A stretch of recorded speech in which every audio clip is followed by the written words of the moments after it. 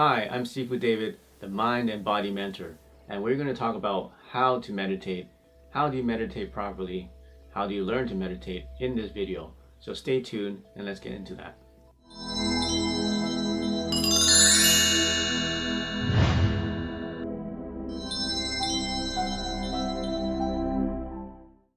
So I have been meditating since I was 10 years old. And back then I didn't even know that it was meditating. I was just doing it maybe because it was just a natural thing to do. You can call it similar to prayer. You can call it similar to imagination. But then I learned I was doing meditation since I was 10 years old. And it's only recently in the last few years that I've actually trained and studied how to meditate.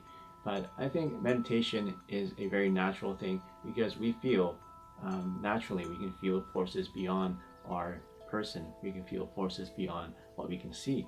So meditation helps us to connect with those forces in a natural way.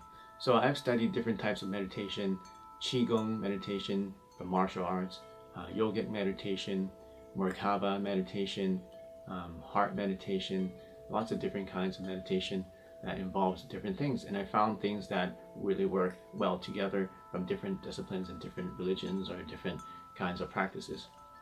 So I've narrowed down meditation into 3 different aspects. So the first aspect is light, the second aspect is sound, and the third aspect is motion. So first let's talk about light. What is light? Light is a frequency, and without light we cannot see. And without light, we cannot see something as an object, or something is such a color, or something is bigger, or something is smaller. We need light in order to give us the information in our brains in order to see and be aware of what's around us. So one of the milestones of meditation is to be able to see without using your eyes. So what I mean by that is to see with your mind's eye, to use your mind's eye to be able to view such a thing. In everyday living, we have to use our eyes to see what's in front of us. We're looking at the computer screens, we're looking at our phones, we're looking at the road when we're driving. We open our eyes so that we can see. But then what happens is that we're using just the frontal lobe of our brains and all of our focus on the front part of our brains. Well, what we want to do is we want to get that awareness away from the front of our brains and move it to the back, move it back to the middle so that we have it in where our pineal gland is. A pineal gland is actually the organ or the gland that produces luminescent chemical in your mind, in your brain. And the more you train and more you activate your pineal gland, also known as your third eye or awaken your third eye, the more light you'll be able to see when you close your eyes. For example, when I'm sleeping or when I'm meditating, I have my eye mask on and turn all the lights off, and I'm seeing all this bright light inside of my mind, and I'm checking my eye masks and checking the lights, and the lights are all off, and the eye mask is nice and secure. There's no light leaking through. They're nice thick eye masks. It's at nighttime, but I close my eyes, I can see all this light, all these colors. So that's a good sign. My teacher tells me is that you're starting to activate your pineal gland, and you start to create this new luminescent chemical that is actually secreting from your pineal gland in your brain. These are real chemicals that come out of that gland in your brain. So that's one aspect of meditation, is being able to be aware of light, and not just the regular spectrum, rainbow spectrum of light that we see, but other spectrums of light and frequencies that we do not see. And the more you train it, for example, some people can see auras. For example, I'm not that good at it, but sometimes I can see auras in people. Sometimes they're darker auras or brighter auras or even different colors of auras in people or even objects, or in your food or in plants or in animals. Everything has an aura. Everything has an electromagnetic field and gives off an aura. And if you have, some people are able to see these auras. So the next aspect of meditation is sound. How do you use sound in order to increase your spiritual awareness? Well, in many different cultures and religions and practices, you see people chanting, or you hear people chanting or singing or toning in order to combine with their meditation. And what that does is it actually helps you to focus and concentrate and also helps you to get rid of all other thoughts. For example, if you just follow me right now, just go, oh.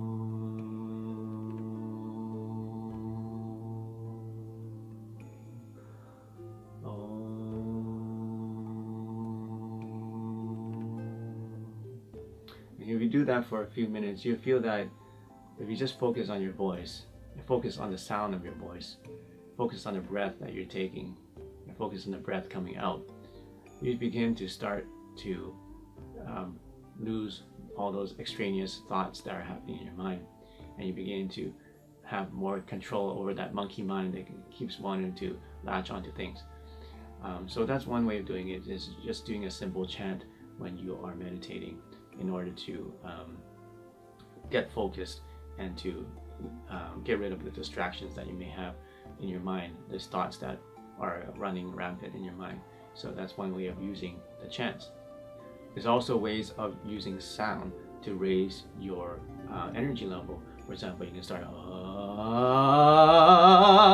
and then start going higher and higher with your voice, and that itself will raise your body energy level, raise your electrical level, just by doing ho ho ho ho ho ho. Basically is a vocal drill. Even singers use this, actors use this when they really want to warm up.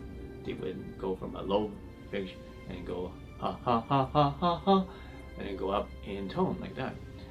So that's one way of increasing your body energy. And why is body energy important? You need to have this electrical energy running through your body in order to activate those chakras, in order to activate your organs and your glands, and your brain and your pineal gland. So all the organs need to be working, and all the chi needs to be flowing, and that's the base of starting to really be able to go and meditate deeply, and to use those meditating organs and meditating devices in your body in order to achieve higher levels of spirituality. So the next aspect of meditation is movement.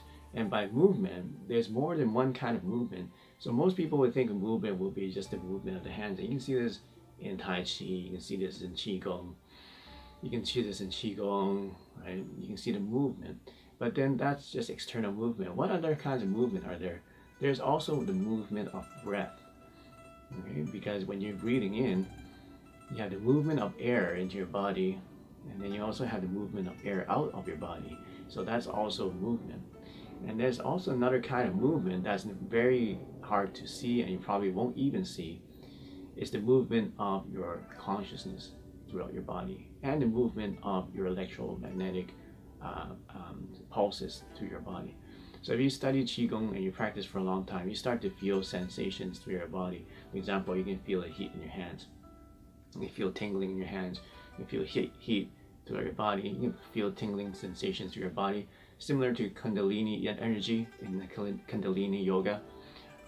You can feel the energies going up your spine, up your entire spine, up the back of your head and such. So that you can train over time, and that's movement that you can feel inside of your body, and that's movement that's not even visible. So those are different kinds of movement, and those are all very important in meditation, to learn about movement. So what we do in Qigong, for example, is we make the movement outside, so we can feel the movement. Okay, we make the movements outside of our body. We can see the movements. And now when we see the movements, we want to combine it with the intention and awareness. So for example, this is the Grand Tai Chi movement. I'm just making this big circle in torus shape with my hands. And as I'm bringing it down, I'm using my fingers to guide the energy, and then change the awareness of where my energy is, wherever my hands move. So when I move my hands up, I have my awareness up. I'm looking up at my hands. When it reaches my head, I feel it on my head, and it reaches my nose. It goes down to my nose, then to my neck, then to my chest, then to my solar plexus and my stomach and my hips and my legs, my knees and my toes. So by doing that, you are changing the awareness, and then using your hands to guide that energy and guide that awareness. So once you do that a lot, for many, many days, many, many months even, then you can do it without even moving. You can just use your mind and experience the same awareness, changing your awareness with just your mind without using your body. and you can just move that energy through your body without having to move your body. Okay, so now we go from the external movement into the internal movement, and the more you do that, now you can start to control the movement of that energy through your body. Eventually, you don't even need to be moving. You can just be closing your eyes and be able to move that energy from different parts of your body, from one part of your body to another. So if you want to learn more about that, about the chakras and how that works, just you can watch my video about what are chakras. And one way of using that technique is to be able to move the energy from chakra to chakra. So in that video that I did, I talked about the different purposes of the chakra and the locations of the chakras. So the next level of that is eventually you want to be able to move energy from one chakra to another, okay, and different directions too. All right, so that's one major aspect of meditation is movement, being able to feel the energies and be able to manipulate those energies throughout your body and throughout your mind, inside of your body. So here's a summary of what I just talked about. So from my experience, there are three main aspects of learning how to meditate. Light, being able to control what you see, and vibrations and frequencies, light frequencies. Sound, which is also a frequency, by the way, right? Sound waves are frequencies. How to control, how to manipulate sound in order to vibrate.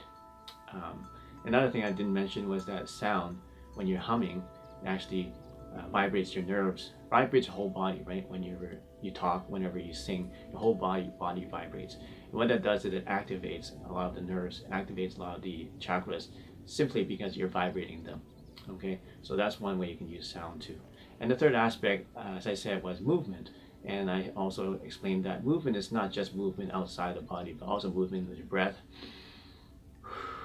in and out of your body, and also movement of your intention and movement of your awareness, and the electrical field around your body.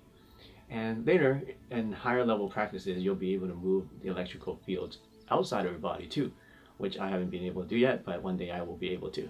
So I hope you enjoyed this video. You probably have a lot of different questions about how to meditate. This is just an overview.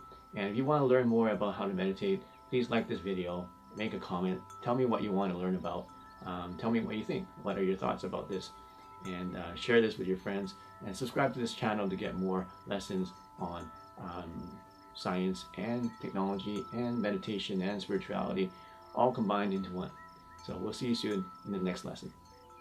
And yes, we're giving away these free DVDs, Ancient Qigong Secrets for Mind and Body.